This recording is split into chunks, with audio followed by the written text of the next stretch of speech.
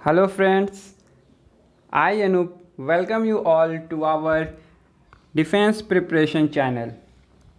आज के वीडियो में हम लोग फंक्शन के कुछ इम्पॉर्टेंट कॉन्सेप्ट जो कि बचे हुए हैं उसके बारे में डिस्कशन करेंगे, जो कि है इन्वर्स कैलकुलेट करना। अगर कोई फंक्शन का इन्वर्स एग्जिस्ट करता है तो उसका इन्वर्स कैसे कैलकुलेट किया जा सकता है, and what are all the properties of an inverse, then what is even and odd function, and at last we will be seeing how to calculate a period of a periodic function. ठीक है, so I think after completing our today's video we will be completing our first chapter, that is function, and the next 1 or 2 video will be dealing on in questions related to the question related to function that has been asked in previous year examination. ठीक है, तो I hope you all have gone through all the videos. इसके पहले जितने भी videos हम लोग upload किए हैं अपने यूट्यूब चैनल पे, आप लोगों ने उसको देख चुके हैं। अगर नहीं देखे हैं तो please go through it first. ठीक है, तो चलिए स्टार्ट करते हैं आज का अपना सेशन। ओके, तो आज का सेशन स्टार्ट करने के पहले मैं एक चीज़ डिस्कस करना चाहता हूं, जो कि अपने प्रीवियस वीडियो का ये लास्ट क्वेश्चन था। यहाँ मैंने एक थोड़ा सा गलती किया, वो आपको थोड़ा यहाँ क्लियर कर देते हैं।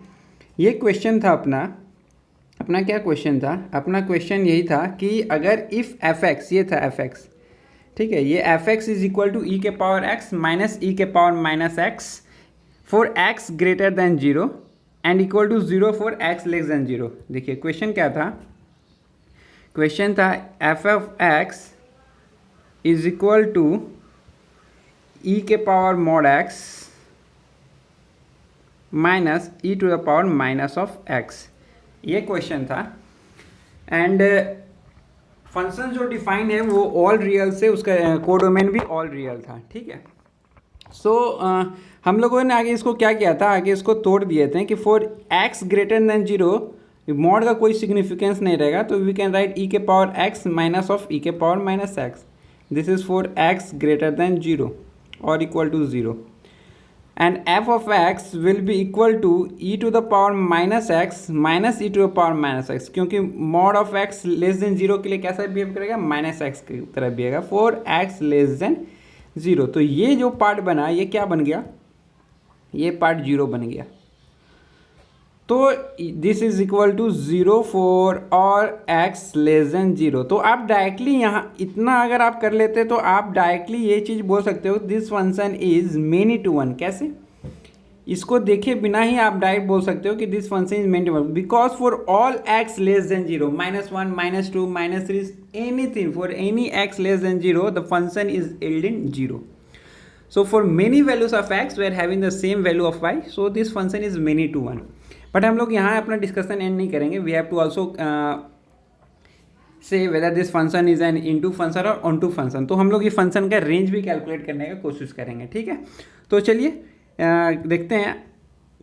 अब देखिए, अगर ग्राफ प्लॉट किया जाए तो एफ ऑफ एक्स, ये अगर फॉर एक्स ग्रेटर देन 0 के लिए क्या लिखा हुआ? ई के power X minus of 1 by E के पावर एक्स, यही लिखा हुआ है फॉर एक्स ग्रेटर देन और इक्वल टू 0। अगर हम लोग ग्राफ प्लॉट करें, ठीक है, तो देखिए ई के पावर एक्स के लिए क्या है? ई के power x, x is greater than 0, हम लोग क्या मान के चल रहे हैं? फॉर एक्स ग्रेटर देन, तो ई के पावर एक्स कैसा ग्राफ बनेगा? So this graph will be like this, और एक्स लेस देन 0 के लिए डिफाइन है इसलिए इसको इरेज कर दे रहे हैं। ठीक है, ओके। और ई के पावर एक्स मतलब क्या होता है? ई के पावर माइनस एक्स, उसके लिए ग्राफ कैसा बनता है? उसके लिए ग्राफ बनता है अपना ऐसा बनता है। एंड क्योंकि ये x लेस देन 0 के लिए डिफाइन है तो इसको भी क्या कर रहे हैं? इरेज कर दे रहे हैं। अब ये दो फंक्शन को, ये फंक्शन और ये फंक्शन को बीच में क्या करना है? सब्ट्रैक्ट करना है। तो देखिए सब्ट्रैक्शन कैसे होगा?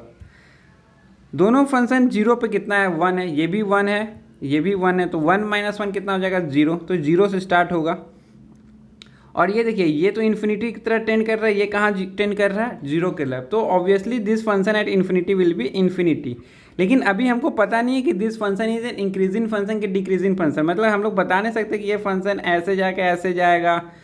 तो उसके लिए क्या करना पड़ेगा, हमको हल्का सा डिफ्रेंशिएशन करना है, ठीक है। हमको क्या करना है, डिफ्रेंशिएशन करना है। तो डिफ्रेंशिएशन पहले कर लेते हैं और तब हम लोग we can predict whether this function is strictly increasing और डिक्रीजिंग। तो देखिए यहाँ डिफ्रेंशिएशन करते हैं, तो एफ डैश एक्स मेरा क्या आएगा, एफ डैश एक्स आएगा ई के पावर एक्स प्लस ई के पावर माइनस एक्स। ये डिफ्रेंशिएशन करने पाएगा, ये अगर एफ ऑफ एक्स है तो ये अगर एफ ऑफ एक्स है तो एफ डैश एक्स ये आ जाएगा।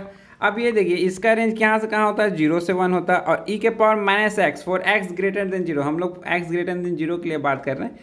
तो इसका होता है कहाँ से कहाँ, 0 से 1 होता है, सॉरी ये होता है 1 से इन्फिनिटी। तो ऑलवेज आप देखोगे कि ये जो फंक्शन है ऑलवेज ग्रेटर देन 0 है। So this function is always क्या है, हम क्या बोले थे कि एफ डैश एक्स अगर ग्रेटर देन 0 है तो that function will always be an increasing function. इसका टोटल रेंज आप निकालोगे तो कहाँ से जाएगा, 0 से इन्फिनिटी चला जाएगा, 0 अटेंड करेगा, इन्फिनिटी ओपन। तो this function is N ever increasing function. तो ये ग्राफ कैसा बन जाएगा, ऐसा बन जाएगा, ठीक है। और फॉर एक्स लेस देन 0 के लिए फंक्शन कैसा था, 0 था। तो ये मेरा फाइनल ग्राफ बना जो मैंने प्रीवियस क्लास में बताया था। एक्चुअली ये ग्राफ में यहाँ माइनस साइन भूल गए थे, प्लस लेके बना दिए थे। तो ये ग्राफ एक्चुअली ये इसके लिए तो पहले बार डिफाइंड ही नहीं है, अपने को पहले ये दो रीज़न में ही देखना है और फिर सब्ट्रैक्ट करना है, तो ग्राफ ऐसा बनेगा मेरा, ठीक है। तो प्लीज़ ये करेक्शन कर लीजिएगा। तो ये हुआ। अब देखिए यहाँ से अगर हम पूछे कि इसका रेंज कहाँ जा रहा है, तो इसका रेंज कहाँ से कहाँ जा रहा है, तो मिनिमम वैल्यू तो 0 है और मैक्सिमम इन्फिनिटी है, तो 0 से इन्फिनिटी हो गया। और मेरा फंक्शन में क्वेश्चन में क्या डिफाइन था कि जो फंक्शन है it is defined for all real to all real. तो ये ऑल रियल ये क्या है, ये तो 0 से इन्फिनिटी है, माइनस इन्फिनिटी से इन्फिनिटी तो है नहीं। तो this function is an into function, this function is into. बहुत लोग क्या करेंगे, यहाँ हॉरिजॉन्टल लाइन ड्रॉ कर देगा और क्या बोल देगा, दिस फंक्शन इज 1 to 1। नहीं, please don't make a mistake. देखिए यहाँ अगर आप ये हॉरिजॉन्टल लाइन यहाँ बनाएंगे तो दिस फंक्शन इज, वो हॉरिजॉन्टल लाइन ये फंक्शन को इन्फिनाइट टाइम काट रहा है। तो this function is also many to one. अगर यही क्वेश्चन पूछा रहता कि आप अगर ये डोमेन डिफाइन रहता 0 से इन्फिनिटी के बीच में, 0 से इन्फिनिटी के बीच में अगर डिफाइन रहता, then this function would have been 1 to 1 function, then this function would have been 1 to 1। और ये रहता 0 से इन्फिनिटी, ठीक है। तो ये 1 to 1 भी हो जाता और रेंज भी सेम आ जाता, तो ऑन टू हो जाता, मतलब बाइजेक्टिव फंक्शन हो जाता है, ठीक है। तो ये जो क्वेश्चन में आपका दिया रहता है this is also very important. ये जो क्वेश्चन में आपका दिया रहता है this is also very very important, ठीक है। तो इसको हमेशा नेग्लेक्ट नहीं करने का, क्वेश्चन में हमेशा देखने का कि फंक्शन कहाँ से कहाँ डिफाइंड है। Okay, so this question was basically hour of the previous lecture. अभी हम लोग चलते आज का अपना सेशन स्टार्ट करते हैं, ठीक है। आज का अपना क्वेश्चन जो चीज़ है, जो सबसे पहला चीज़ हम लोग पढ़ने वाले हैं वो क्या पढ़ेंगे, हम लोग इन्वर्स के बारे में पढ़ेंगे, ठीक है। इन्वर्स के पहले हम लोग ऑलरेडी इन्वर्स के बारे में बहुत चर्चा कर चुके हैं हम लोग, ठीक है। इन्वर्स पढ़ने के पहले हम लोग पहले भी अपने पिछले वीडियोस में बहुत सारा चीज़ पढ़ चुके हैं। So today we will basically discussing its property. तो देखिए कोई भी फंक्शन का इन्वर्स, सपोज एक फंक्शन है, दिस फंक्शन है ए से बी। अब ये फंक्शन को कैसा होना पड़ेगा, इन्वर्स एग्जिस्ट करने के लिए this function must B 1 to 1, this function must be 1 to 1 and this function must be an onto function, this function must be an onto function। मतलब वन वर्ड में अगर बोला जाए तो this function must be bijective in nature, this function must be bijective in nature. समझ में आ रहा है, ओके।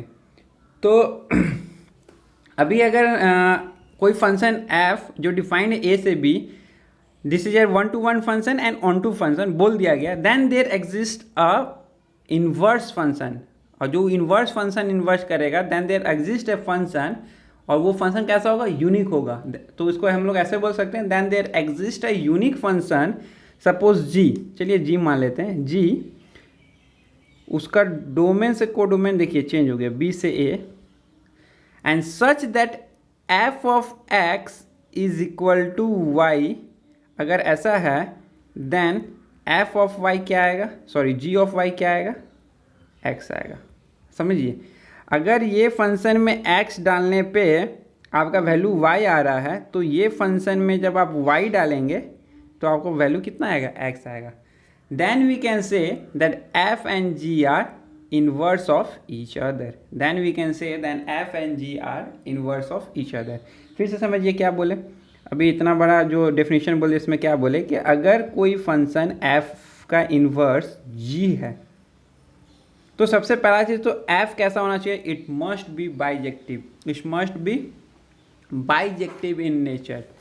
ठीक है, मतलब 1 to 1 भी होना चाहिए और कैसा होना चाहिए, 1 to 1 होना चाहिए और ऑन टू फंक्शन होना चाहिए। ठीक है, तो f का अगर इन्वर्स जी एक्स डिकर, तो f में अगर हम लोग x डाल रहे हैं और मेरा आउटपुट y आ रहा है, तो जब आप g में इनपुट y डालेंगे, मतलब g ऑफ y डालेंगे, तो आपका वैल्यू क्या आएगा, x आएगा।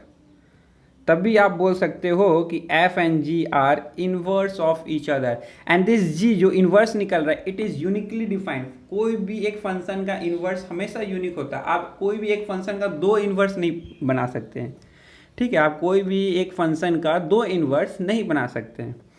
अब क्वेश्चन ये आता है कि कोई भी इनवर्स के लिए बाइजेक्टिव होना फंक्शन का ज़रूरत क्यों है, वाई, फंक्शन को बाइजेक्टिव होना क्यों जरूरत है। बाइजेक्टिव मतलब क्या होता है, वी हैव ऑलरेडी डिस्कस्ड कि फंक्शन इज बाइजेक्टिव मतलब it must be many to, it must not be many to one.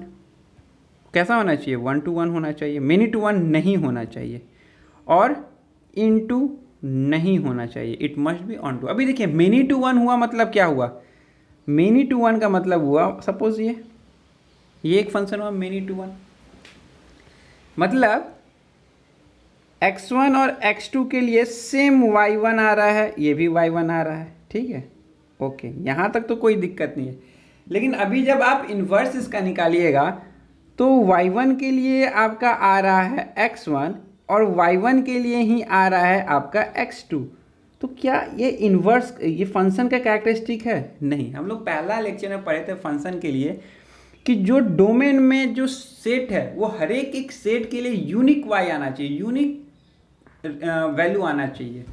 अभी देखिए ये y1 के लिए x1 भी आ रहा, फिर y1 के लिए x2 भी आ रहा, मतलब इसका मतलब क्या हुआ, आप अगर ग्राफ में देखिएगा, ग्राफ में देखिए, कहने का मतलब क्या है कि ये पर्टिकुलर के लिए दो वैल्यू आ रहा, मतलब फंक्शन ऐसा बन जा रहा है, ये भी आ रहा है और ये भी आ रहा है। इन्वर्स जब आप कर दोगे तो is this a function, no this can not be a function. यहाँ तक कोई दिक्कत नहीं था, लेकिन जैसे ही आप इन्वर्स निकालोगे तो डोमेन और कोडोमेन तो इंटरचेंज हो जाता है। तो अब y1 मतलब उसका जो डोमेन हो गया, इन्वर्स का जो डोमेन हो गया, उसका एक पर्टिकुलर सेट के लिए दो y आ रहा है, x1 और x2, तो वो कभी फंक्शन हो ही नहीं सकता। तो इसलिए मेनी टू वन फंक्शन कभी नहीं, अगर मेनी टू वन है तो उसका इन्वर्स एग्जिस्ट नहीं कर सकता है, ये क्लियर है। दूसरा चीज़ देखिए, इनटू फंक्शन क्यों नहीं हो सकता है, क्या बोला, ओके, ये 1 है ये 2 है और ये मान लीजिए y1 y2 और y3 आ रहा है, ये और ये ऐसा है, तो दिस इज ए फंक्शन। लेकिन जब आप इन्वर्स लीजिएगा, जब आप इन्वर्स ले लेंगे तो ये y1 के लिए तो डिफाइंड है, y2 के लिए भी डिफाइंड है, लेकिन y3 के लिए, तो दिस y3 इज लेफ्ट। और मैं फंक्शन के पहला दिन के लेक्चर में क्या बोले थे कि जो डोमेन में हर एक सेट के लिए कोई ना कोई एक वैल्यू तो होना ही चाहिए y का, और यहाँ ये छूट जा रहा है। समझ में आ रहा है क्या बोल रहे हैं। So one element is left, hence it can not be a function. मतलब जब इन्वर्स आप लीजिएगा तो एक एलिमेंट छूट जा रहा है, और तो अगर वो छूट गया तो वो फंक्शन हो ही नहीं सकता, क्योंकि डोमेन इसका ये हो गया और हर एक डोमेन में हर एक सेट के लिए एक फंक्शन डिफाइंड होना चाहिए। ठीक है, समझ में आ रहा है क्या बोल रहे हैं। तो ये बात है, तो ये अपना हुआ कि why the function must be bijective. Okay, चलिए एफ ऑफ डोमेन जो है ना, एफ डोमेन जो हो गया वो इन्वर्स का क्या बन जाएगा, इन्वर्स का रेंज बन जाएगा। ठीक है, और रेंज क्या बन जाएगा, डोमेन बन जाएगा।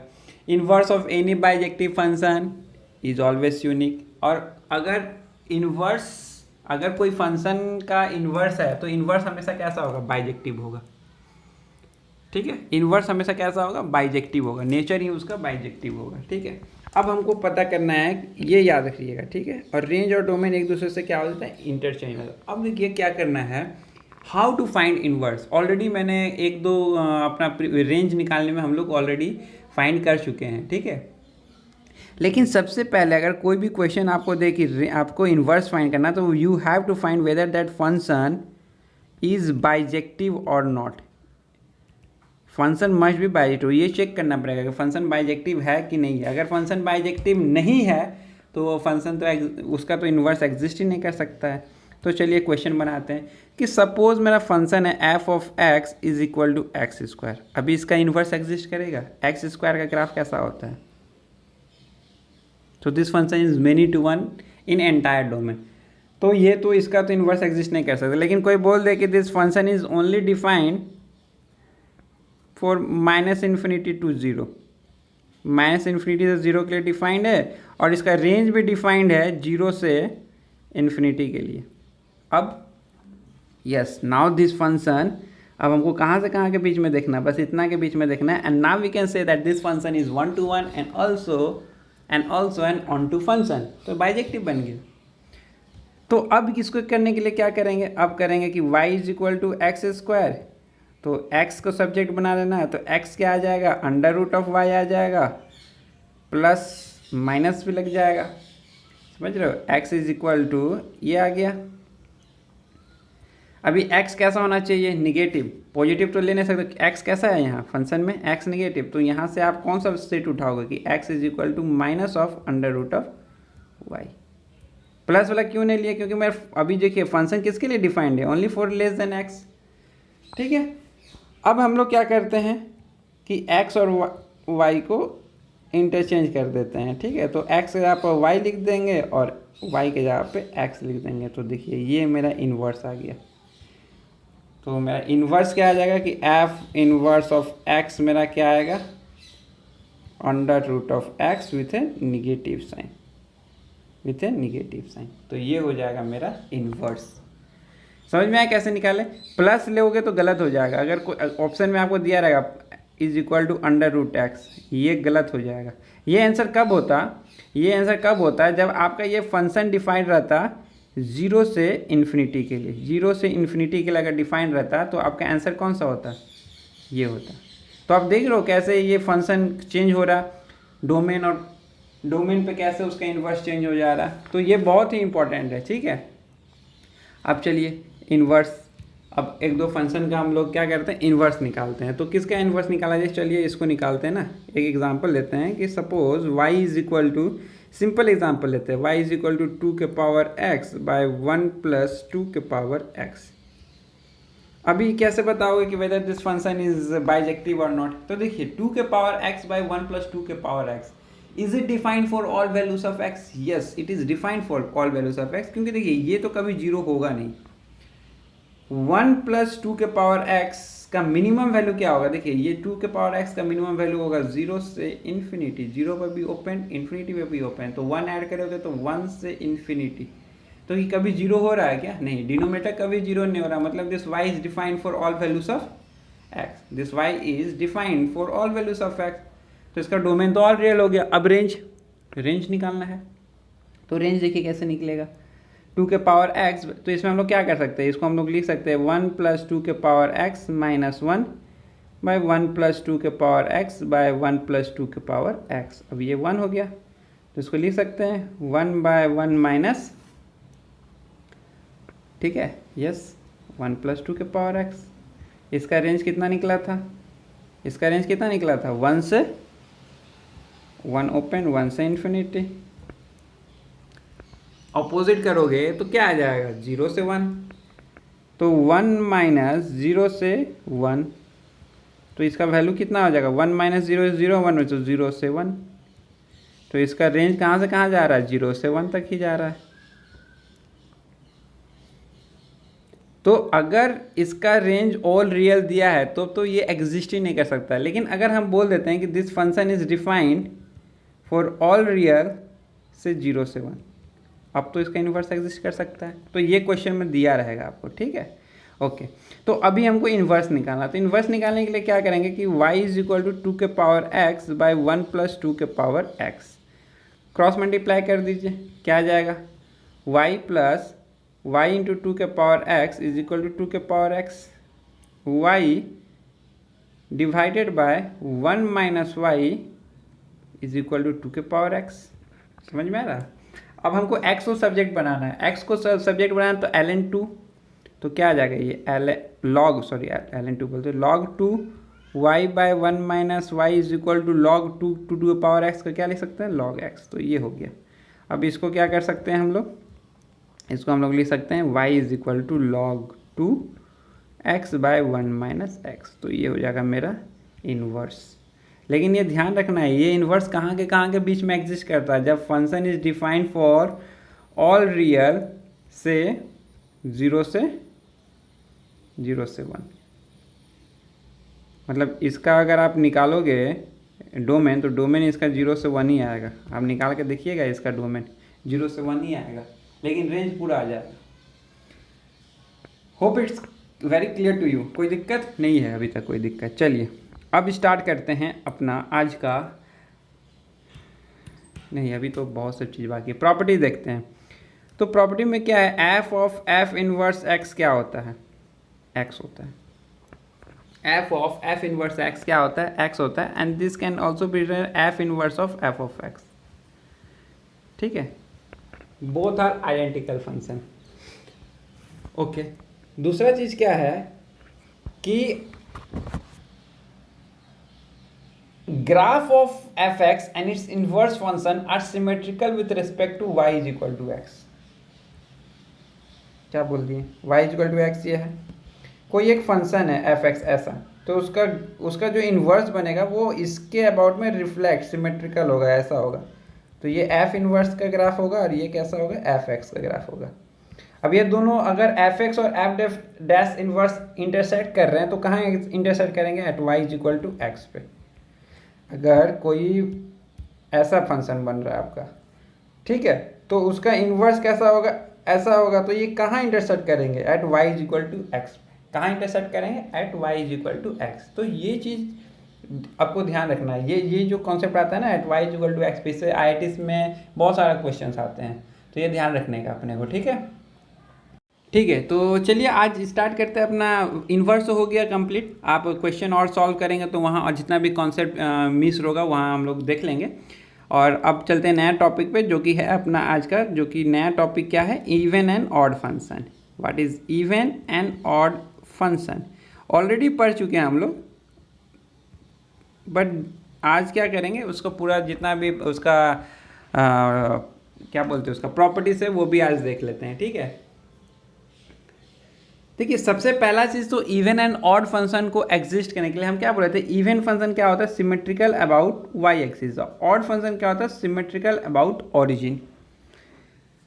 सिमेट्रिकल अबाउट वाई एक्सिस का मतलब क्या हुआ कि अगर x पॉजिटिव है, मतलब अगर फंक्शन पॉजिटिव x के लिए एग्जिस्ट कर रहा है, तो निगेटिव x के लिए भी एग्जिस्ट करना चाहिए, ठीक है। अगर कोई बोले, अगर सिर्फ बोले हैं कि ये मेरा फंक्शन है ये, तो क्या ये इवन है कि ऑड है, डायरेक्टली बोलने का नाइदर इवन नॉर ऑड, क्योंकि सिर्फ x पॉजिटिव के लिए एग्जिस्ट कर रहा है, निगेटिव के लिए तो है ही नहीं कुछ। तो इवन एंड ऑड फंक्शन के लिए सबसे पहला चीज़ क्या है कि -x डोमेन में होना ही पड़ेगा। -x के लिए फंक्शन को एग्जिस्ट करना ही है। अगर ऐसा है तो ये इवन हुआ, ऑड हुआ, अगर ऐसा है तो ये इवन हुआ, ठीक है। तो अगर कोई आपको डोमेन बोले, डोमेन में अगर मान लीजिए मेरा +2 है, तो -2 भी डोमेन में होना चाहिए, -2 भी डोमेन में होना चाहिए। नहीं है तो वो एग्जिस्ट ही नहीं करता। अगर x डोमेन में है तो -x भी डोमेन में होना चाहिए। This is the necessary condition for a function to be an even और ऑड फंक्शन, ठीक है। ये इंपॉर्टेंट चीज़ याद रखिएगा। अगर ये पता है तो बहुत सारा क्वेश्चन तो आप डोमेन से ही पता कर लोगे कि ये फंक्शन इवन है कि ऑड है, नहीं है।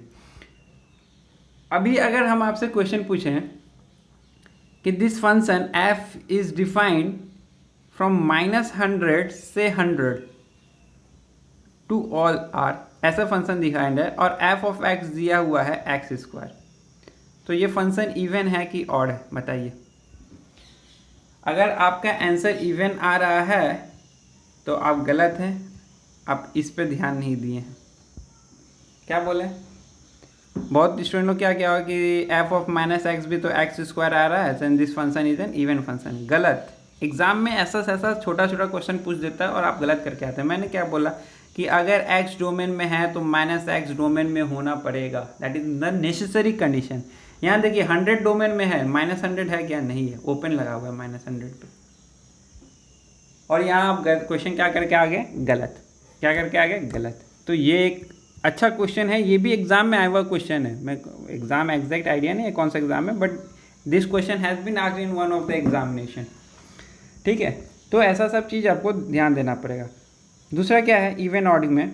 अब हम लोग चलते हैं इवन ऑड में। इवन फंक्शन के बारे में थोड़ा डिस्कस कर लेते हैं। इवन फंक्शन में हम लोग क्या पढ़ते हैं कि f of x is equal to f of minus x.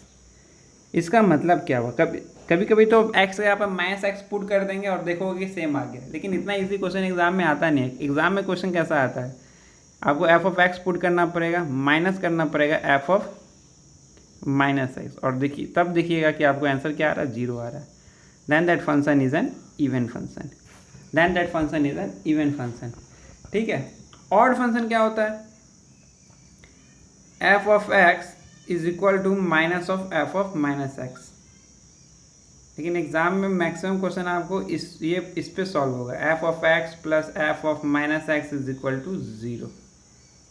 ठीक है, तो दोनों याद रखने का। कभी कभी तो आपको डायरेक्ट दिख जाता है कि एक्स और माइनस एक्स इंटरचेंज करने पे, लेकिन कभी कभी आपको ये भी करना पड़ता है। ठीक है, तो इतना ध्यान रखना है पड़ेगा। ठीक है, जैसे चलिए एक एग्जाम्पल देते हैं। एक तो करवाई है लॉग वाला एलन, क्योंकि बहुत फेमस क्वेश्चन है, लेकिन आप ये एग्जाम आप खुद सॉल्व करिएगा और बताइए कि weather this function is an even function और ऑड फंक्शन।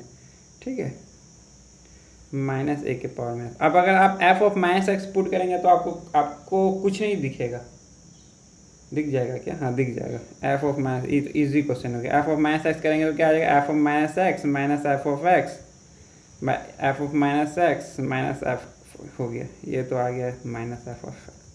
ठीक है, ये तो इजी क्वेश्चन था, ये तो बन गया, कोई बात नहीं, आप अगर समझ गए तो ठीक है। इजी क्वेश्चन था। क्वेश्चन एग्जाम में जैसा भी आए, ये दो चीज़ पे क्वेश्चन बन जाता है। ठीक है, ये या ये। तो जब इवन फंक्शन होगा तो इसको जब आप इधर लाओगे तो क्या लिखा हुआ है, F of x minus of f of minus x. ठीक है, ओके। अब देखिए, अगर कोई बोले, नोट करके इसको लिख लीजिए, नोट। कांस्टेंट फंक्शन जो होता है, जैसे ये कोई ग्राफ है और कांस्टेंट फंक्शन का मतलब क्या हो, y is equal to 5।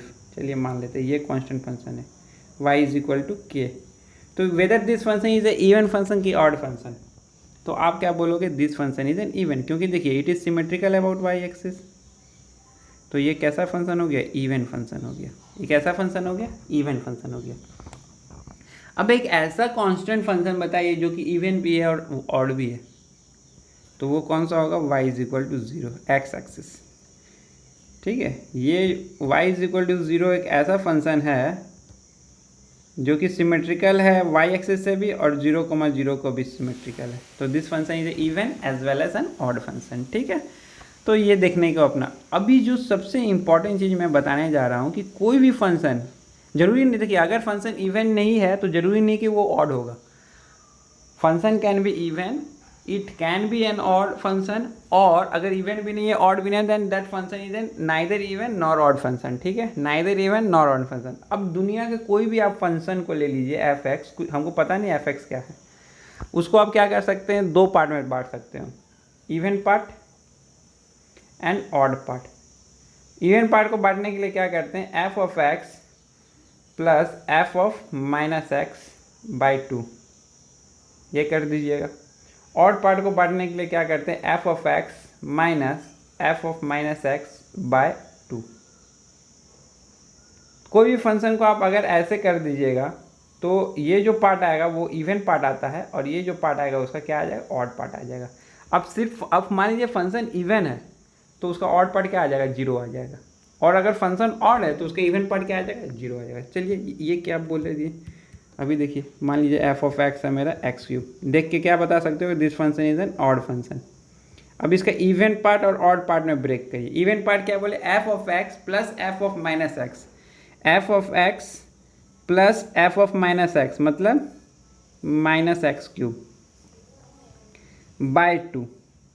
Odd part मतलब F of x minus F of minus x by 2। ये क्या आ गया, 0 आ गया, बीच में प्लस साइन। ये even part plus odd part, ठीक है। ऑड पार्ट में क्या आ गया, एक्स क्यूब। तो देखिए ऑड फंक्शन का इवन पार्ट 0 आ रहा है, ऑड पार्ट वही फंक्शन आ रहा है, ठीक है। तो ये ध्यान रखने का, सिंपल है, सब बना लेते हैं, आप भी बना लीजिएगा। अब जो कॉन्सेप्ट बता रहे हैं कि देखिए f of x is equal to x cube. अब इसको डिफ्रेंशिएट करिएगा तो क्या आ जाएगा, 3x²। ये कैसा फंक्शन है, इवन है। ये कैसा फंक्शन हुआ, ऑड हुआ।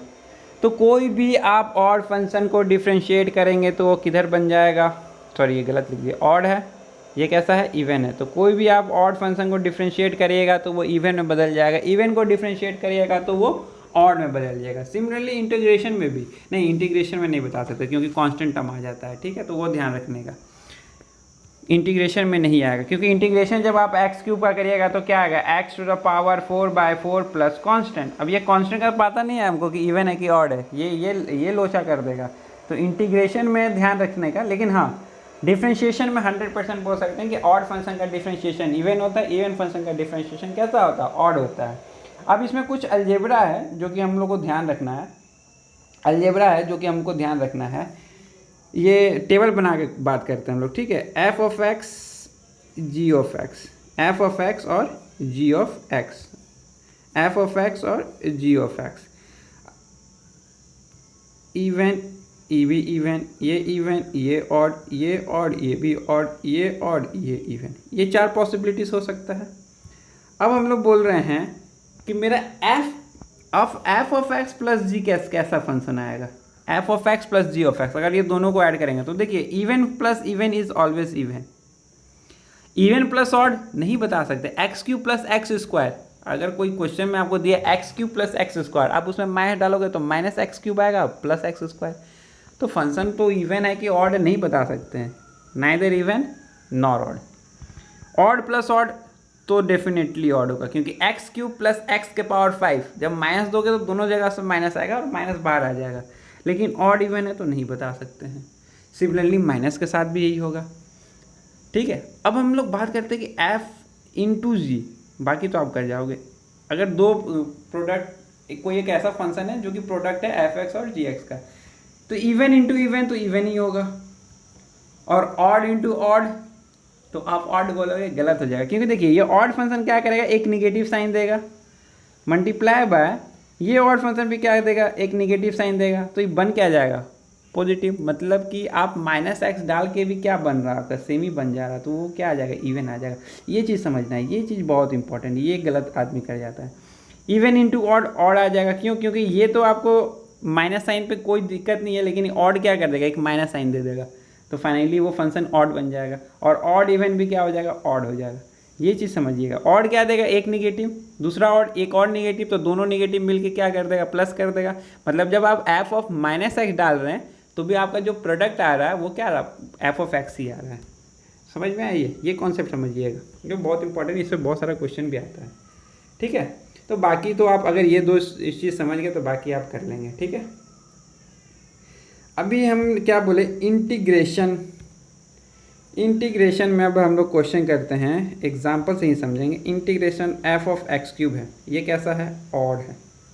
ये कैसा है, this is an odd function. इसका इंटीग्रेशन करते हैं, इसका इंटीग्रेशन करते हैं तो क्या आ जाएगा मेरा, x to the power 4/4 plus सी।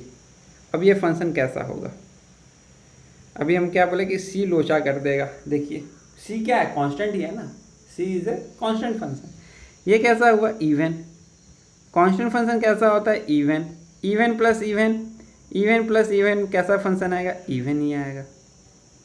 तो अगर ऑड फंक्शन का आप डिफ्रेंशिएशन इंटीग्रेशन कर रहे हैं तो आपका क्या आएगा, इवन तो आ जाएगा। अभी चलिए देखते हैं, अभी इवन का एक एग्जांपल लेके करते हैं, ठीक है। कैसा करते हैं, इवन का एग्जांपल लेते हैं। F of x is equal to x square. अब इसका इंटीग्रेशन करते हैं तो क्या आ जाएगा, x cube by 3 plus C.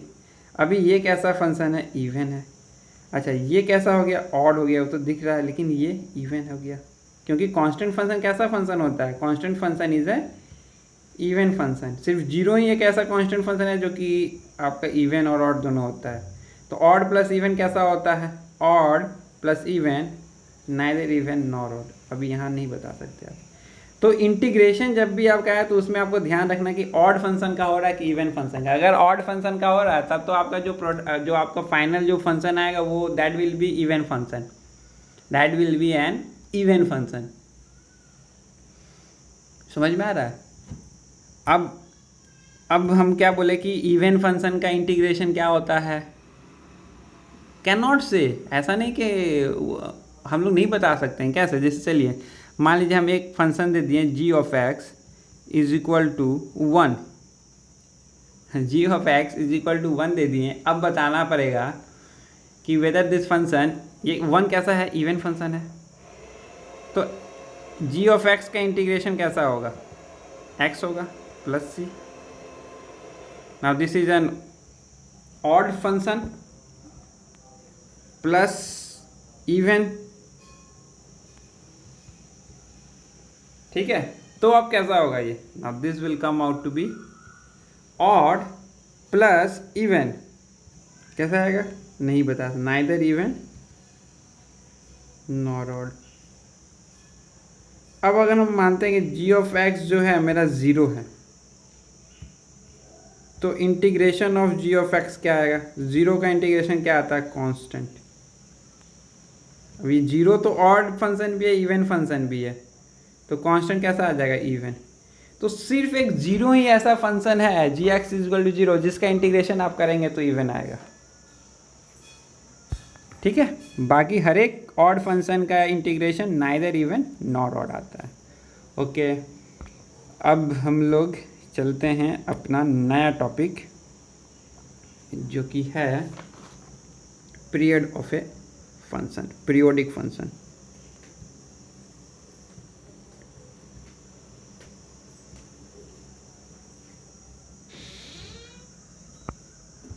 Even और ऑड होने का नेसेसरी कंडीशन क्या था कि the if x is in the domain of a function then -x must exist in इस domain. Necessary condition periodic function के लिए क्या है कि अगर x is in the domain then x plus T must lie in the domain. अभी tips क्या है, t उसका पीरियड है, देखेंगे। तो function f is said to be periodic function if there exists a positive number t, जिसके बारे में बात किए हम, t such that f of x plus t must be equal to f of x। तभी जाके आप बोल सकते हो कि f is a periodic function with period t। मतलब क्या बोल रहे हैं कि अगर x डोमेन में है then x plus t must lie in the domain, must lie in domain, ठीक है। अगर x प्लस टी डोमेन में लाई नहीं कर रहा है then that function can not be a periodic function, ठीक है। समझ में आ रहा है क्या बोल रहे हैं, नहीं समझ में आ रहा है। चलिए अभी एक एग्जांपल से समझ लेते हैं। क्या बोल रहे हैं कि अगर एक कोई फंक्शन मान लीजिए साइन का 0 से पाई होता है, -2 पाई से पाई मान लेते हैं, उसका रेंज दिया हुआ है -1 से 1, ठीक है। और f ऑफ x क्या दिया हुआ है, साइन x दिया हुआ है। अब आप बोलोगे कि साइन x का तो 2 पाई होता है पीरियड। अगर 2 पाई उसका पीरियड है तो x प्लस 2 पाई, मतलब x कुछ भी मान लीजिए, मतलब कि 3 पाई मान लीजिए, 3 पाई प्लस 2 पाई, 5 पाई रहना चाहिए डोमेन में, लेकिन आप तो बोल रहे हो डोमेन लिमिट कर दिए हो। तो अगर आप डोमेन लिमिट कर देते हो then function can not be a periodic function, it will be a aperiodic function. समझ में आ रहा क्या, डोमेन क्या है, 2 पाई तक ही है। आप बोलते हो कि इसका पीरियड 2 पाई है, हम बोलेंगे कि चलिए पाई डोमेन में लाई कर रहा है, इसका पीरियड 2 पाई है, तो 3 पाई है क्या इसके डोमेन में, नहीं है। तो अगर 3 पाई नहीं है, हम अभी क्या बोले कि अगर x is in the domain then x plus T must lie in the domain. हम x को π/2 ले लेते हैं, तो x π/2, और आप बोल रहे हो कि साइन का तो पीरियड होता है 2π, तो 2π + π/2, 5π/2 है क्या डोमेन में? नहीं है। तो आप कैसे बोल सकते हो कि this function is a period? नहीं, this function is not a period function. मतलब पीरियोडिक फंक्शन होने के लिए क्या है कि अगर टी एक्स डोमेन में है तो x + t must lie in the domain. ये चीज़ समझिए, फिर से समझा रहे हैं।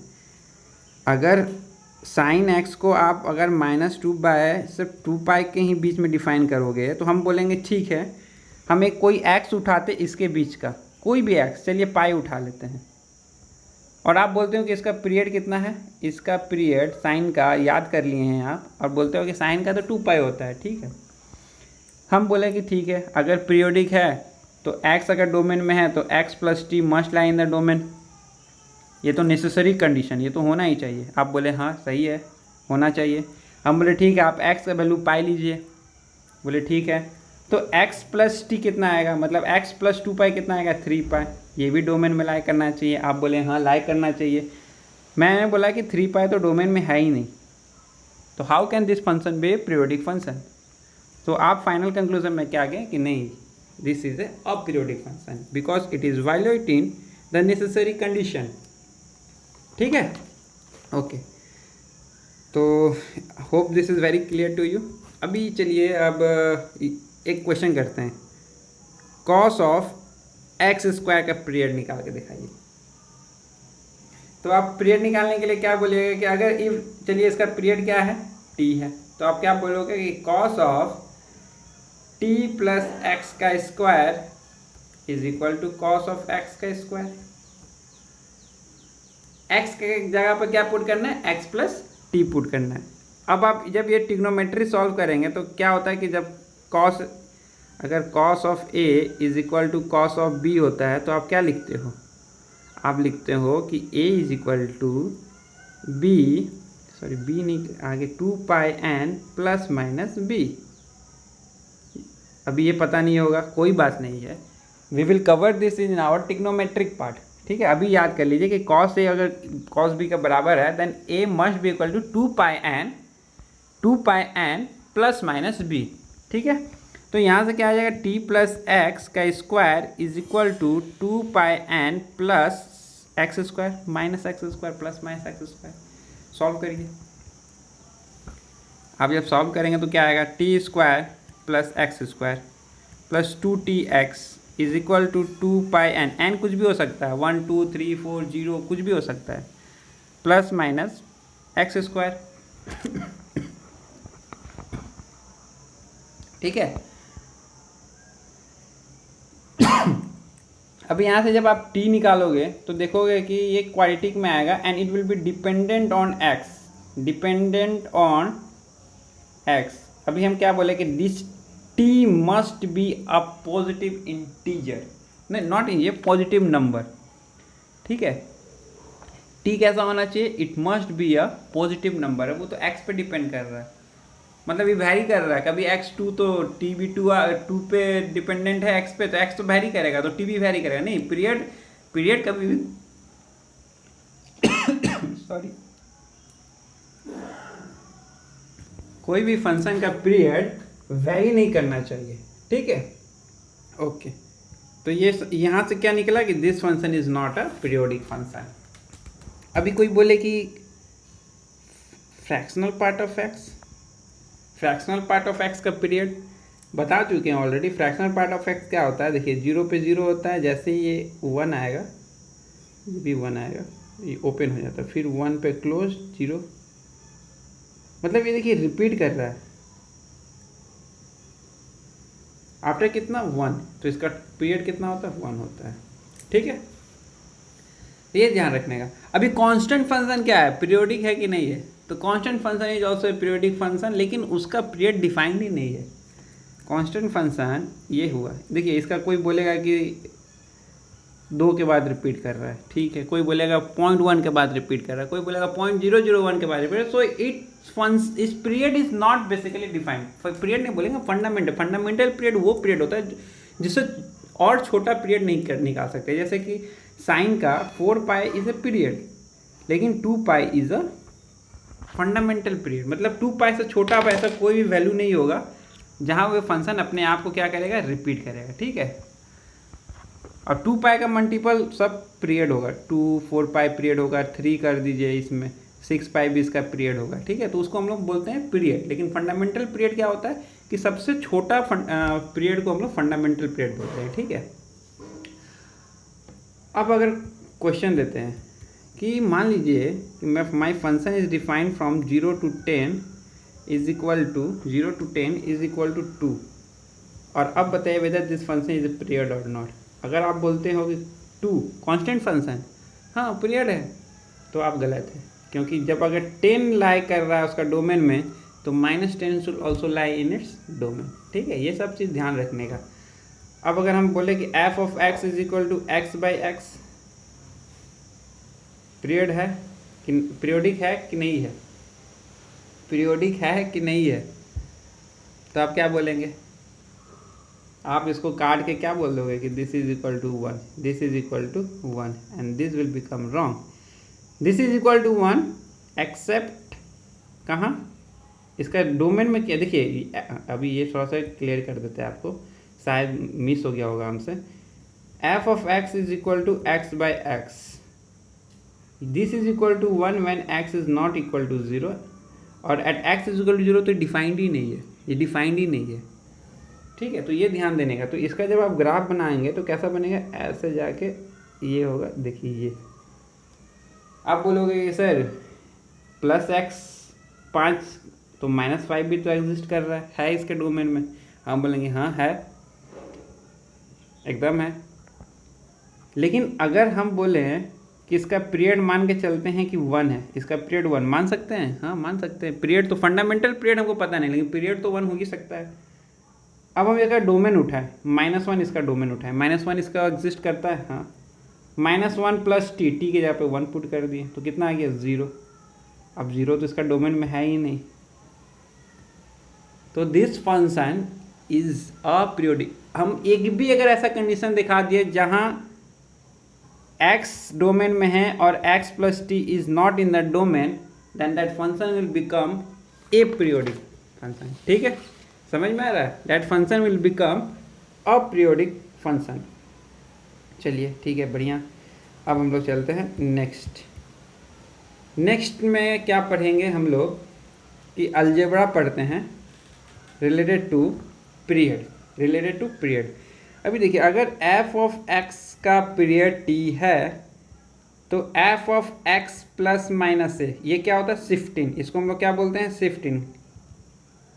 इसको ट्रांसफॉर्मेशन ऑफ ग्राफ में बनाए कि जैसे प्लस से माइनस से क्या करता है, ग्राफ को या तो फॉरवर्ड या तो बैकवर्ड ले जाता है। तो इसके कारण पीरियड चेंज नहीं होता है, इसके कारण पीरियड चेंज नहीं होता है, ध्यान रखने का। अब कोई बोले कि f of x plus minus से, ये देखिए रेंज चेंज हो रहा है, अपवर्ड और डाउनवर्ड मूव कर रहा है फंक्शन, तो भी पीरियड चेंज नहीं होगा।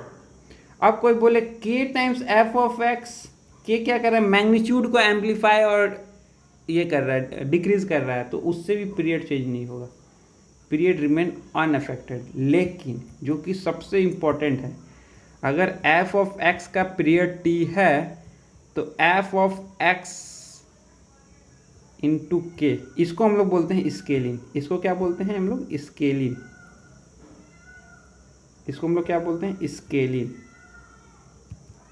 स्केलिंग ऑफ ए फंक्शन को स्केल कर रहे हैं। अगर के पॉजिटिव है तो फंक्शन एनलार्ज हो जाएगा, अगर के पॉजिटिव बोलते हैं, अगर के 1 से ज़्यादा है तो फंक्शन क्या हो जाएगा, एनलार्ज हो जाएगा। अगर 1 से छोटा है तो फंक्शन क्या हो जाएगा, डिक्रीज हो जाएगा, कॉन्ट्रैक्ट हो जाएगा।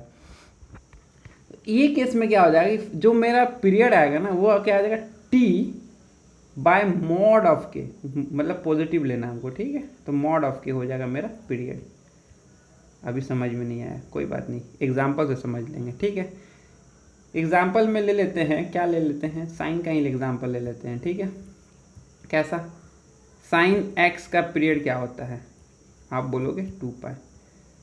साइन ऑफ एक्स बाई 3 का पीरियड क्या होता है, तो आप बोलोगे 2 pi divide by 1/3 that is equal to 6 pi, ठीक है। क्योंकि यहाँ के कितना है, यहाँ 1/3 है। तो इसका उसका पीरियड कितना हो जाएगा 6 पाई। देखिए k/x/3 जैसे आप करोगे ना तो ये k क्या होगा 1/3, मतलब 1 से छोटा है तो आपका जो फंक्शन है ना वो कॉन्ट्रैक्ट कर जाएगा,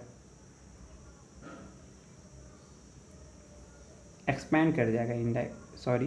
तो साइन x का ग्राफ तो ऐसे बनेगा 2 पाई, लेकिन जो आपको साइन ऑफ x/3 का जो ग्राफ बनेगा वो कैसा बनेगा, वो भी ऐसा ही बनेगा, लेकिन अंतर क्या रहेगा, अंतर क्या रहेगा, जहाँ जहाँ 2 पाई लिखा है ना उसको 3 से मल्टीप्लाई कर दिया करिए, तो ये भी ऐसा ही बनेगा। यहाँ बना देते हैं, यहाँ ये भी ऐसा ही बनेगा, लेकिन ये जो वैल्यू है ये 6 पाई हो गया है, ये पाई था तो ये 3 पाई हो गया है।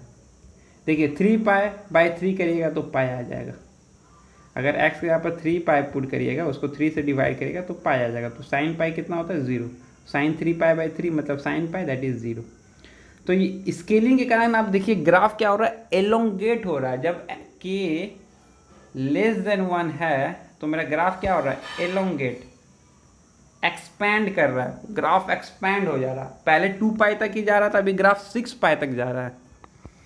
ठीक है, तो ये चीज़ अभी हम लोग जब ग्राफ पढ़ेंगे तो उसमें भी ये थोड़ा डील करेंगे। ये मेरे से पार्ट छूट गया था, but still I think you are able to get my point. ठीक है, चलिए अब चलते हैं नेक्स्ट जो अलजेब्रा में, कि अगर दो फंक्शन पीरियोडिक है, मान लीजिए f(x) एक पीरियोडिक है t1 से, और एक g(x) है उसका पीरियड है t2, उसका पीरियड है t2, तो f(x) प्लस माइनस gx क्या होगा,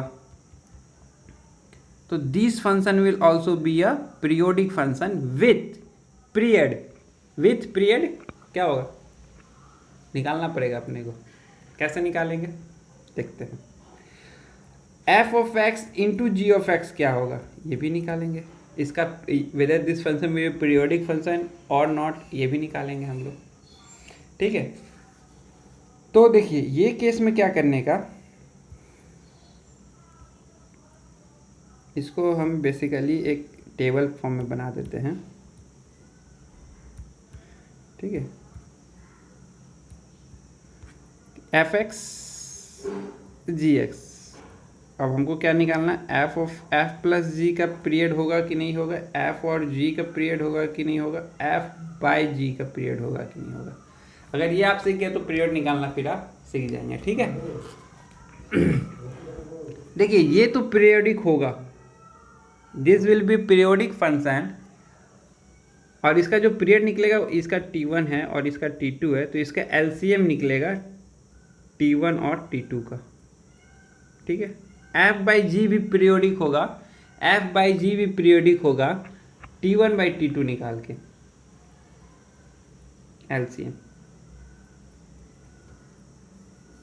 ठीक है, अभी इतना आसान नहीं है ये, बस आप ध्यान रखिएगा, अभी क्वेश्चन सॉल्व करेंगे तो समझ में आएगा।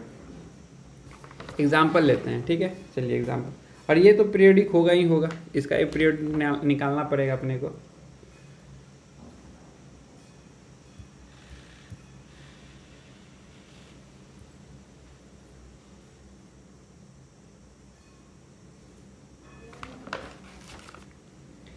एग्जाम्पल लेते हैं,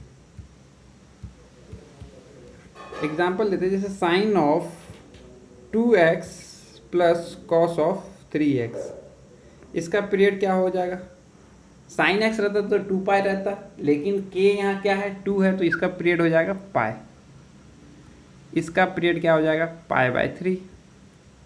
समझ में आया, सॉरी 2 पाई/3, इसका क्या आ जाएगा 2 पाई/3।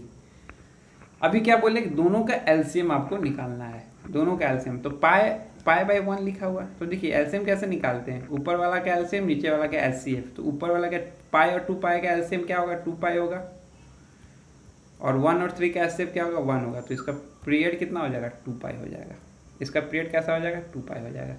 अभी इंटरेस्टिंग क्वेश्चन एक और लेते हैं, sine of πx plus cos of 3x, अब इसका पीरियड क्या होगा 2 पाई/पाई, 2 पाई/पाई 2 हो जाएगा पीरियड, इसका पीरियड क्या हो जाएगा पाई/3। तो देखिए जब भी आप प्लस माइनस के जब भी आप डील करें तो ये चीज़ देखना है, अगर t1 और t2 तो T1/T2 must be rational, must be rational, ये हमेशा ध्यान रखिएगा। अभी 2/π/3 करेंगे तो क्या आ जाएगा, 6/π आ जाएगा। ये पाई नहीं कटा, इरेशनल बना दिया इसको। So this function is a aperiodic function, ये ध्यान रखने का, यही बताना चाह रहे थे कि जब प्लस वाला जो चीज़ आएगा ना, जो प्लस में ये वाला, तो this will B periodic but T1/T2 must be rational number, they must be in the form of P/Q such that P and Q are not irrational। ठीक है, अगर मान लीजिए P आता 2π और Q आता π, तो ये क्या हो जाता, 2/1 आ जाता, तब ये इसका एलसीएम पॉसिबल है। जैसे ये केस में पाई आ गया, 2π/3 आ गया, तो T1/T2 कितना आ गया, π/2π/3 मतलब 3/2, तो इसका पॉसिबल है। ठीक है, okay, hope you are getting all this point. चलिए अब हम लोग चलते हैं नेक्स्ट, जो कि आज का लास्ट टॉपिक है कि periodicity of a composite function. Composite function मतलब कि एक फंक्शन के अंदर दूसरा फंक्शन घुसा है। तो चलिए मान लीजिए ये फंक्शन ले लेते हैं, ये एक फंक्शन है, उसके अंदर में घुसा हुआ है नया फंक्शन। तो देखिए, जब भी इसके लिए बस एक ही चीज़ आपको देखना है कि जब इसका जो रेंज है, ये फंक्शन का जो रेंज है, वो रेंज में अगर ये फंक्शन मोनोटॉनिक है, मतलब आइदर इंक्रीजिंग और कंप्लीटली डिक्रीजिंग है, then that function will have the same period as this function f(x)। क्या बोल रहे हैं कि f(x) का रेंज में, f(x) का रेंज निकाल लीजिए। अब उसमें g of x if monotonic में आइदर इंक्रीजिंग और completely decreasing, then g of f(x) का टाइम पीरियड कैसा होगा, जो पीरियड आएगा, this will be equal to f(x)। देखिए साइन, इसका रेंज कितना आता है, 0 से 1, और 0 से 1 के बीच में साइन कैसा है, कंप्लीटली मोनोटॉनिक। 0 से 1 के बीच में ऐसा है साइन, तो कंप्लीटली मोनोटॉनिक है, तो साइन ऑफ दिस का भी इसका क्या हो जाएगा, same as fractional part of x, मतलब कि इसका भी टाइम पीरियड क्या हो जाएगा, 1 हो जाएगा। ठीक है, तो ये चीज़ है, ये चीज़ समझना है अपने को। अब हम लोग एक चीज़ और जो कि कर लेते हैं, कंप्लीट ही कर लेते हैं, लास्ट ही क्वेश्चन डील करके, कि मान लीजिए कॉस ऑफ x है plus cos of sine x है। अब इसका हम बोलेंगे टाइम पीरियड निकालने के लिए, तो कैसे निकालिएगा। देखिए कॉस x का रेंज क्या होता है, -1 से 1 होता है, -1 से 1, और कॉस ऑफ -1 से 1, -1 से 1 के बीच में कॉस तो मोनोटॉनिक नहीं है, कॉस इज नॉट मोनोटॉनिक इन -1 से 1। लेकिन देखिए साइन x का भी -1 से 1 है, और कॉस -1 से 1 के बीच में मोनोटॉनिक तो नहीं है। अब ये केस में पीरियड कैसे निकालेंगे। ठीक है, हम क्या बोले थे कि अगर ये फंक्शन के रेंज के बीच में अगर ये फंक्शन मोनोटॉनिक है, then you can find the directly you can say that इसका g(x) का जो पीरियड आएगा, g ऑफ f(x) का जो पीरियड आएगा, that will be similar to f(x)। लेकिन अब ये केस में हम लोग क्या करेंगे, इसके कैसे निकालने का।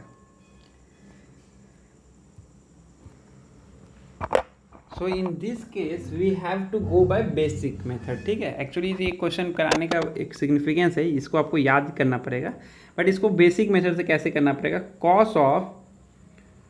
Cos of x plus t will be equal to cos of x। अगर पीरियोडिक है t से, तो दोनों फंक्शन बराबर होगा। अब ये हो गया a, ये हो गया b। अगर cos of a is equal to cos of b है, तो आप कौन सा फार्मूला लगाएंगे कि a इज इक्वल टू क्या लिखेंगे, a is equal to 2πn plus minus b, मतलब cos of x plus t is equal to 2πn plus minus cos of x। ठीक है, cos of x plus t is equal to 2πn plus minus cos of x। अगर plus, सिर्फ plus consider करेंगे तो क्या लिखेंगे इसको, cos of x plus t plus cos of x is equal to 2πn। एक तो ये हो गया, या माइनस कॉस ऑफ x, कुछ भी लेके बना दीजिए, आंसर तो वही आने वाला है। अब यहाँ लगाना पड़ेगा हमको कॉस सी प्लस कॉस डी, ठीक है।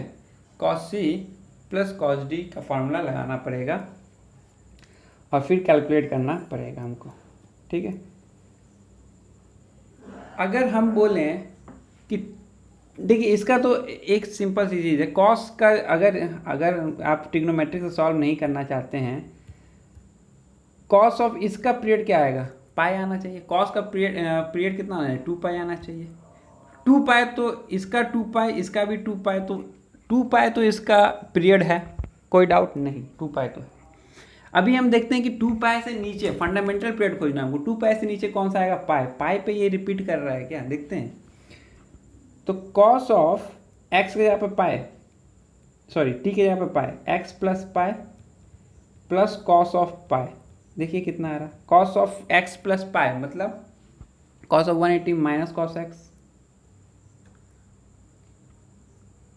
ये एक्स आएगा sorry, plus cos of X, ये कितना आ गया 0। अगर आप एन को 0 पुट करेंगे तो देखिए ये इक्वेशन सेटिस्फाई कर दे रहा है। मतलब कि 2 पाई तो उसका पीरियड है, लेकिन पाई उससे और भी छोटा है, तो ये भी पीरियड हो सकता है। अब इससे नीचे देखिए, पाई बाई 2 पे देखिए, अगर पाई पीरियड में तो पाई बाई 2 हो सकता है, देखना पड़ेगा। तो क्या पढ़ेंगे, cos of x plus pi by 2 plus cos of x is equal to 2 pi n, n कुछ भी पुट गए तो देखिए cos 90 plus theta is minus sine theta plus cos of x is equal to 2 pi n. ये तो लोचा आ गया, ये तो सेटिस्फाई नहीं किया, मतलब पाई बाई 2 उसका पीरियड नहीं है, मतलब फंडामेंटल पीरियड कौन सा है, पाई है। पाई के जस्ट नीचे पाई बाई 2, फिर पाई बाई 2 भी आता तो पाई बाई 4 में भी चेक करते हैं, ठीक है। तो ऐसे चेक करते हैं। तो देखिए यहाँ से कंक्लूजन क्या निकला, यहाँ से कंक्लूजन मेरा ये निकला कि इसका जो पीरियड आ रहा है ना फंडामेंटल, पाई आ रहा है। सिमिलरली इसका भी जब आप पीरियड निकालोगे ना तो क्या आएगा, पाई आएगा। तो इसका भी पाई, इसका भी पाई, तो पीरियड तो पाई आ गया, लेकिन क्या पाई बाई 2 है, इसका पाई आ गया तो इसका मतलब नहीं कि pi is a fundamental period, नहीं, पाई से छोटा भी हो सकता है। तो पाई बाई 2 है क्या, तो उसके लिए चेक करना पड़ेगा अपने को। तो चेक करना, एक्स यहाँ पर क्या पुट करना पड़ेगा, पाई by 2 plus x T plus x. तो आप चेक करोगे तो ये क्या आ जाएगा, cos of 90 plus theta is minus sine theta, cos minus sine theta will be cos sine theta, और इधर आ जाएगा कॉस कॉस ऑफ एक्स, तो सेम वही फंक्शन आ जाएगा। तो पाई बाई 2 इसका क्या हो जाएगा, पीरियड हो जाएगा। आप प्लीज़ निकालिए इसका, मैं तो समझा दिया, चलिए बना ही देते हैं। Cos of pi by 2 plus x plus sine cos of sine of pi by 2 plus x. यार अब तो कर लोगे यार, ये कितना आ जाएगा, माइनस साइन एक्स आ जाएगा, और cos of minus theta is cos theta plus, अब देखिए यहाँ देखिए sine 90 plus theta is cos theta, तो कॉस ऑफ एक्स। तो ये तो वही फंक्शन आ गया ना जो हम लोग, जिस पे हम लोग 90 प्लस थीटा लगा रहे थे, 90 plus theta sorry 90 plus theta किस पे लगा रहे थे, इस पे लगा रहे थे। देखिए सेम फंक्शन आ गया ना, ये और ये देखिए, तो फंडामेंटल पीरियड क्या निकल गया, पाई बाई 2। ये याद रखने का, कॉस ऑफ, तो ये एक इंपॉर्टेंट क्वेश्चन था इसलिए करा दिया, नहीं तो फिर आपको ट्रिग्नोमेट्री से सॉल्व करना पड़ेगा, cos C plus cos D. And since we have not study trigonometry, मैं वो अभी ट्रिग्नोमेट्री में घुसना नहीं चाहता हूँ, ठीक है। So finally we have ended our chapter number 1। सब चीज़ पढ़ लिए हैं हम लोग, we have studied all the concept. आज तो हम लोग इंपॉर्टेंट कॉन्सेप्ट डील किए, क्या क्या, inverse, even and odd function and period of A periodic function, ठीक है। कोई भी पीरियड निकालने के लिए पीरियोडिक में हमेशा ध्यान रखना, अगर सम है तो T1 बाई T2 अपने को करना है, ठीक है। ये बहुत इंपॉर्टेंट है, अगर वो इरेशनल जैसा आ रहा तो वो पीरियोडिक फंक्शन नहीं है, ठीक है। इवन कोई भी फंक्शन को आप इवन और ऑड टर्म में बांट सकते हो, F of x plus F of minus x by 2, ये इवन पार्ट हो गया। ऑड पार्ट क्या हो जाएगा, F of x minus F of minus x by 2, ये ऑड पार्ट हो गया। और इन्वर्स के लिए फंक्शन मस्ट बी बाइजेक्टिव, ये सबसे। लेकिन इस पर क्वेश्चन किस में सॉल्व होता है कि दोनों फंक्शन एक दूसरे को कहाँ काटता है, y is equal to x, ये इंपॉर्टेंट है, ठीक है। तो अगर आज का पूरा डिस्कशन में बस यही था, अगर आपको इतना चीज़ समझ में आ गया then you have understood everything. तो और ये क्वेश्चन आज डील किया हम लोग, क्या गलती किए थे, मेनी टू वन तो आंसर होगा। मेनी टू वन आंसर होने का रीज़न क्या था कि फॉर लेस देन एक्स ये फंक्शन हमेशा जीरो है, ठीक है, यहाँ ग्राफ है, ये मेन ग्राफ है, ठीक है, ये ध्यान रखने का। और ऑन टू फंक्शन क्यों नहीं हो रहा है, क्योंकि ऑन टू फंक्शन या क्वेश्चन में दिया था फॉर ऑल रियल, लेकिन मेरा रेंज क्या आ रहा है, ओनली फॉर आर पॉजिटिव, इसको हम लोग क्या बोलते हैं, आर पॉजिटिव, तो मेरा ऑल रेंज तो कवर नहीं हो रहा है, तो this function is onto function.